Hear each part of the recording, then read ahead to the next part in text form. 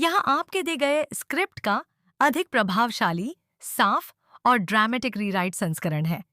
रूही, तुम इतनी खुदगर्ज हो सकती हो। मैंने कभी सपने में भी नहीं सोचा था। मैं तुम्हें कभी माफ नहीं करूंगा। रूही के जाने के बाद घर का माहौल पूरी तरह बदल चुका है। हर कोई सदमे में है। तभी किसी की आवाज गूंजती है, अब तुम रूही को अपने दिमाग से निकाल दो। अगर वो चली गई है तो उसे जाने दो। अपनी जिंदगी अपने हिसाब से जियो। लेकिन दूसरी तरफ एक महिला घबराई हुई है। वह खुद से कहती है, मैं कहाँ आ गई हूँ? मुझे सब कुछ अजीब अजीब क्यों लग रहा है? हे भगवान, मुझे क्या करना चाहिए? उधर घर में रूही के जाने के बाद एक और बड़ा खुलासा होता है। दादी का मंगलसूत्र और रूही की चूड़ियां नीचे गिरी हुई मिलती हैं। यह देखकर नहार के मन में शक पैदा हो जाता है। वह पूछता है, यह मंगलसूत्र आपके पास कैसे आया? यह तो रूही का है ना? सवाल सुनकर वह महिला घबरा जाती है और बात को संभालने के लिए झूठी कहानी बना देती है। उसकी बातों में आकर नहार फिलहाल शांत हो जाता है। फिर वह नहार को एक और बड़ा झटका देती है। रूही हम सबको छोड़कर हमेशा के लिए जा चुकी है। वह कभी वापस नहीं आएगी। यह सुनते ही नहार पूरी तरह टूट जाता है। उसकी आंखों में गुस्सा और दर्द साफ दिखाई देता है। रूही मेरे साथ ऐसा कैसे कर सकती है? उसने मेरे साथ बहुत बड़ा धोखा किया है, बहुत बड़ा छल। गुस्से में वह रूही की तस्वीर तक जला देता है। उसके दिल में रूही के लिए नफरत भर चुकी है। लेकिन कहानी में सबसे बड़ा मोड़ अभी बाकी है। रूही इस समय जयपुर रेलवे स्टेशन पर भटक रही है। वह इधर उधर देख रही है, जैसे उसे कुछ भी याद नहीं। उसके चेहरे पर घबराहट और उलझन साफ दिखाई दे रही है। ऐसा लगता है मानो उसके साथ कोई बड़ा हादसा हुआ हो और वह अपनी पहचान तक भूल चुकी हो। अब आगे क्या होगा? क्या रूही की याददाश्त वापस आएगी? क्या नहार को सच्चाई का पता चलेगा? और क्या रूही दोबारा अपने घर लौट पाएगी? आने वाले एपिसोड में होने वाला है जबरदस्त धमाका। आगे की हर अपडेट पाने के लिए चैनल को सब्सक्राइब करना न भूलें। यहाँ से कहानी को आगे बढ़ाते हुए एक रोमांचक कंटिन्यूएशन। जयपुर रेलवे स्टेशन पर भटक रही रूही अचानक चक्कर खाकर गिर जाती है।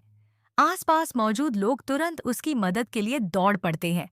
तभी एक अजनबी युवक उसे संभालता है और पास के अस्पताल लेकर जाता है। जब डॉक्टर उसकी जांच करते हैं तो पता चलता है कि रूही की याददाश्त पर गहरा असर पड़ा है। उसे अपना नाम तक याद नहीं है। वह बार बार सिर्फ एक ही सवाल पूछ रही है, मैं कौन हूँ? दूसरी तरफ नहार अपने गुस्से में पूरी तरह अंधा हो चुका है। उसे यकीन हो गया है कि रूही ने उसे धोखा दिया है, लेकिन उसके दिल का एक कोना अब भी यह मानने को तैयार नहीं कि रूही बिना किसी वजह के उसे छोड़कर जा सकती है। उसी रात नहार को एक सपना आता है।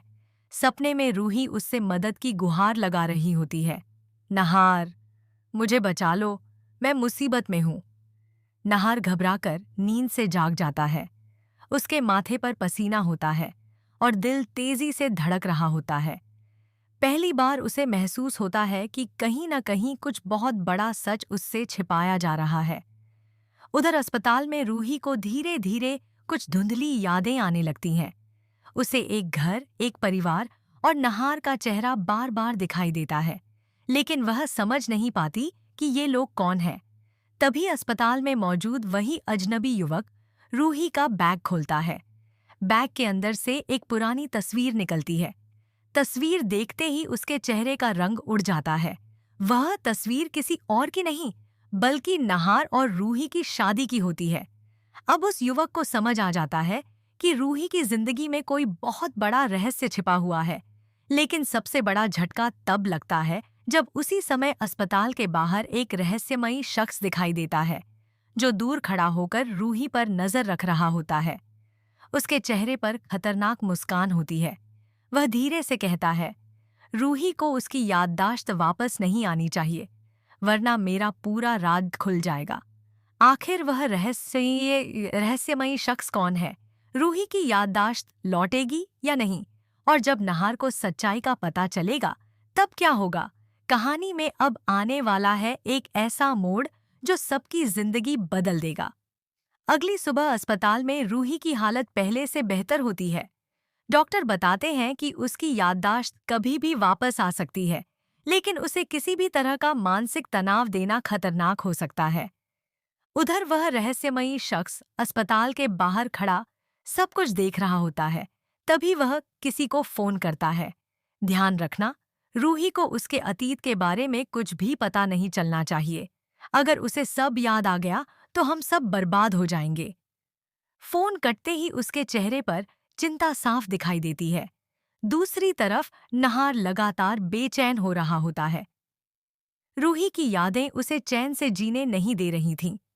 गुस्से के बावजूद उसके दिल में कई सवाल थे, जिनके जवाब उसे नहीं मिल रहे थे।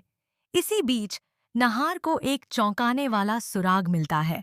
रूही के कमरे की सफाई करते समय उसे एक डायरी मिलती है। डायरी के कुछ पन्ने फटे हुए थे, लेकिन जो लिखा था उसे पढ़कर नहार के पैरों तले जमीन खिसक जाती है। डायरी में लिखा था, अगर मेरे साथ कुछ भी गलत होता है तो समझ लेना कि यह सब एक सोची समझी साजिश है। मैं किसी को बचाने की कोशिश कर रही हूँ। यह पढ़ते ही नहार को एहसास होता है कि शायद रूही ने उसे धोखा नहीं दिया था। वह तुरंत रूही को ढूंढने का फैसला करता है। उधर अस्पताल में रूही को अचानक एक और झटका लगता है। उसकी नज़र उसी शादी वाली तस्वीर पर पड़ती है। तस्वीर को हाथ में लेते ही उसके दिमाग में कई दृश्य तेजी से घूमने लगते हैं। मंडप, फेरे, नहार का चेहरा और फिर किसी का डरावना चेहरा जो उसे धमकी दे रहा था। अगर तुमने किसी को सच बताया तो तुम्हारे अपने लोग खतरे में पड़ जाएंगे। रूही जोर से चीख पड़ती है। डॉक्टर और नर्स तुरंत उसके पास पहुंचते हैं, लेकिन उसी पल उसकी याददाश्त का एक हिस्सा वापस आ चुका होता है। उसकी आंखों से आंसू बहने लगते हैं। नहार, यह नाम उसके होठों पर आते ही सब हैरान रह जाते हैं। लेकिन तभी अस्पताल के रिकॉर्ड रूम में आग लग जाती है। अफरा तफरी मच जाती है। उसी हंगामे का फायदा उठाकर कोई शख्स रूही के कमरे में घुसता है। उसके हाथ में एक इंजेक्शन होता है। वह धीरे धीरे रूही की तरफ बढ़ता है और कहता है, मुझे माफ कर देना रूही, लेकिन तुम्हें सच याद नहीं आना चाहिए। रूही खतरे से बिल्कुल अनजान होती है। क्या वह शख्स अपने मकसद में कामयाब हो जाएगा? क्या नहार सही समय पर अस्पताल पहुंच पाएगा? और आखिर कौन है वह व्यक्ति जो रूही से इतना डरता है? कहानी का सबसे बड़ा रहस्य अब खुलने के बेहद करीब है। जैसे ही वह रहस्यमयी शख्स इंजेक्शन लेकर रूही के करीब पहुंचता है, अचानक कमरे का दरवाजा खुल जाता है। रुको! तेज आवाज सुनकर वह शख्स घबरा जाता है। सामने अस्पताल का एक स्टाफ सदस्य खड़ा था। मौका देखकर वह व्यक्ति तुरंत खिड़की की तरफ भागता है और वहां से निकल जाता है। रूही अभी भी डरी हुई थी। उसके मन में अजीब अजीब तस्वीरें घूम रही थीं। उसे महसूस हो रहा था कि कोई उससे कुछ छिपा रहा है। उधर नहार को आखिरकार पता चल जाता है कि जयपुर के एक अस्पताल में एक अज्ञात लड़की भर्ती है, जिसकी शक्ल हूबहू रूही जैसी है। बिना एक पल गंवाए वह जयपुर के लिए निकल पड़ता है। अस्पताल में रूही को धीरे धीरे और बातें याद आने लगती हैं। उसे याद आता है कि घर छोड़ने से पहले उसने किसी की साजिश का सच जान लिया था। वह सच इतना खतरनाक था कि उसकी वजह से पूरे परिवार की जिंदगी बदल सकती थी। लेकिन अभी भी उसे उस व्यक्ति का चेहरा साफ याद नहीं आ रहा था। कुछ घंटों बाद नहार अस्पताल पहुंचता है। रिसेप्शन से जानकारी लेकर वह सीधे रूही के कमरे की तरफ दौड़ता है। दरवाजा खुलता है और कई दिनों बाद दोनों आमने सामने होते हैं। नहार की आंखें नम हो जाती हैं। रूही रूही उसकी तरफ देखती है। उसके चेहरे पर उलझन और भावनाओं का तूफान था। मैं आपको जानती हूँ। यह सुनकर नहार के दिल में उम्मीद की किरण जाग उठती है। किन तभी अस्पताल की लाइटें अचानक बंद हो जाती हैं। पूरा फ्लोर अंधेरे में डूब जाता है। कुछ सेकंड बाद एक जोरदार धमाके की आवाज आती है। लोग चीखने लगते हैं। जब इमरजेंसी लाइटें जलती हैं तो सबके होश उड़ जाते हैं। रूही अपने बिस्तर पर नहीं थी। वह गायब हो चुकी थी। नहार पागलों की तरह पूरे अस्पताल में उसे ढूंढने लगता है। तभी पार्किंग एरिया के सीसीटीवी फुटेज में एक काली गाड़ी दिखाई देती है, जिसमें कुछ लोग एक लड़की को जबरदस्ती बैठाकर ले जा रहे थे। नहार समझ जाता है कि रूही का अपहरण हो चुका है, लेकिन असली झटका अभी बाकी था। सीसीटीवी फुटेज को ध्यान से देखने पर उसे उस गाड़ी के पास खड़ा एक जाना पहचाना चेहरा दिखाई देता है। वह कोई और नहीं, बल्कि परिवार का ही एक सदस्य था, जिस पर किसी ने कभी शक तक नहीं किया था। नहार अवाक रह जाता है। तो यह सब तुम्हारा खेल था? अब लड़ाई सिर्फ रूही को ढूंढने की नहीं थी, बल्कि उस गद्दार को बेनकाब करने की थी जो शुरू से परिवार के बीच रहकर साजिश रच रहा था।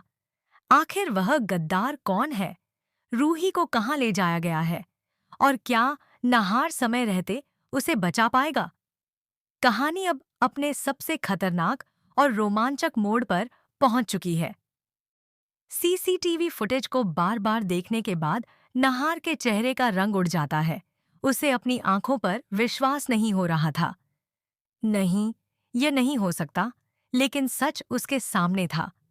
जिस व्यक्ति को उसने फुटेज में देखा था, वह और कोई नहीं बल्कि परिवार का सबसे भरोसेमंद सदस्य था। वही इंसान जिसने हमेशा सबका साथ दिया, सबका विश्वास जीता और हर मुश्किल घड़ी में परिवार के साथ खड़ा दिखाई दिया।